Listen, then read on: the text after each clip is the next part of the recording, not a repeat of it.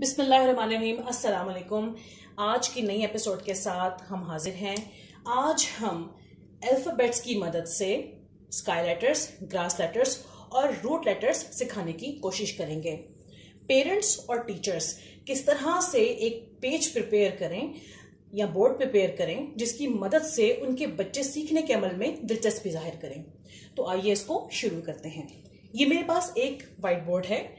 मैंने इस पर कुछ लाइन्स ड्रॉ की हैं जिस पर मैं स्मॉल ABC लिखूंगी। इसके साथ ही साथ दूसरे कॉर्नर में मैंने कुछ तस्वीर काट कर पेस्ट की हैं। सबसे ऊपर स्काई की शक्ल बनाकर मैंने एक पेज को पेस्ट किया है। दरमियान में मैंने ग्रास बनाकर, ग्रास की शेप को बनाकर मैंने उसको पेस्ट किया है और सबसे आखिर में मैंने रूट्स की कटिंग करके मैंने उसको पेस्ट कर दिया है। स्काई की शेप में हम स्काई लेटर्स लिखेंगे, ग्रास की शेप में हम ग्रास लेटर्स लिखेंगे और रूट की शेप में हम रूट लेटर्स लिखेंगे। जब बच्चा ये कलरफुल पेजेस किसी पेज पर या व्हाइट बोर्ड पर चस्पा होते हुए देखेगा तो इस तरह से उसका जो इंटरेस्ट है वो मजीद डेवलप हो जाएगा। आइए इसको बाकायदा तौर पर शुरू करते हैं। मैं सबसे पहले यहां पर स्मॉल ABC लिखूंगी।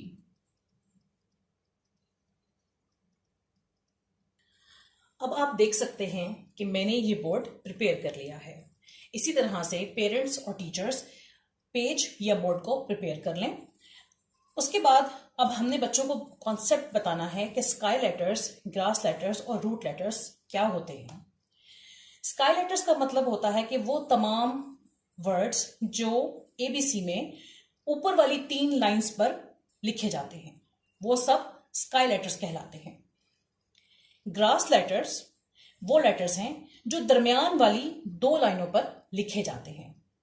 इसी तरह रूट लेटर्स वो लेटर्स हैं जो आखिरी 3 लाइनों पर लिखे जाते हैं। अब हम बच्चों के सामने ये प्रैक्टिस कंटिन्यू करेंगे। जैसे अब आप देखें कि मेरे सामने लफ्ज है A, लेकिन ये दरमियान वाली 2 लाइनों पर है। हमने पहले कॉन्सेप्ट देना है बच्चों को स्काई लेटर्स का, लिहाजा अब मैं बच्चों से आवाज में पूछ सकती हूं कि आप बताएं कि A कौन सा लेटर्स है। इसी तरह B ऊपर वाली 3 लाइनों पर है। अब मैं बच्चों के सामने इस वर्ड को स्काई लेटर्स की शेप में लिखूंगी B।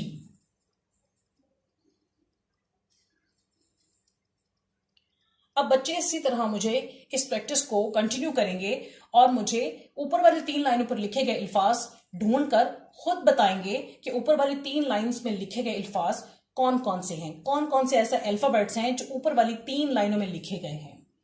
इसी तरह कंटिन्यू करेंगे D।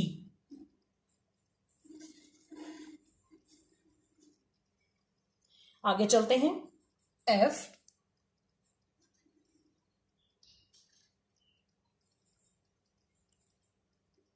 H,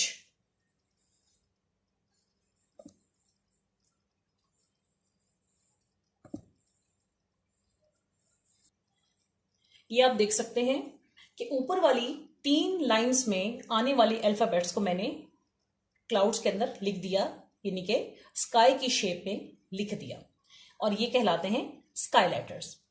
अब इसी तरह से मैं बच्चों को दोबारा इस पेज पर लाऊंगी और इन्वॉल्व करूंगी इस प्रैक्टिस में कि अब आप बताएं कि ग्रास लेटर्स क्या होते हैं, यानी कि दरमियान वाली 2 लाइनों में लिखे गए जो अल्फाबेट्स हैं बच्चे उसको इसमें से चूज करेंगे और हम बारी बारी तमाम अल्फाज ग्रास लेटर्स की बनी हुई शेप में लिख देंगे। अब आप देख सकते हैं कि ग्रास की शेप में मैंने तमाम वो अल्फाबेट्स लिख दिए हैं जो के दरमियान वाली 2 लाइनों में लिखे जाते हैं।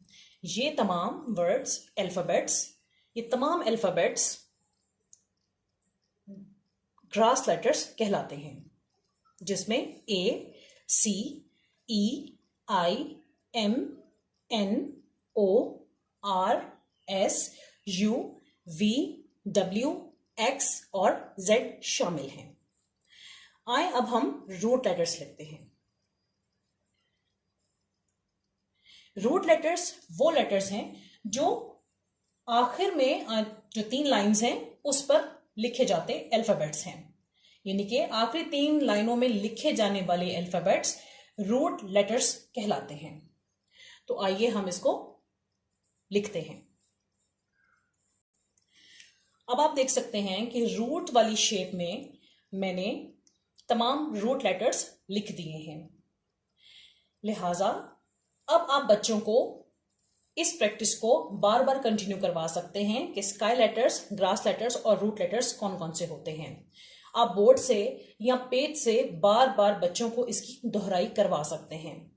जैसे अब आप कहेंगे स्काई लेटर्स और बच्चों को अब आप इसकी बार बार मश्क करवाएंगे, जैसे B, D, F, H, K, L और टी, ये हमारे स्काई लेटर्स हैं।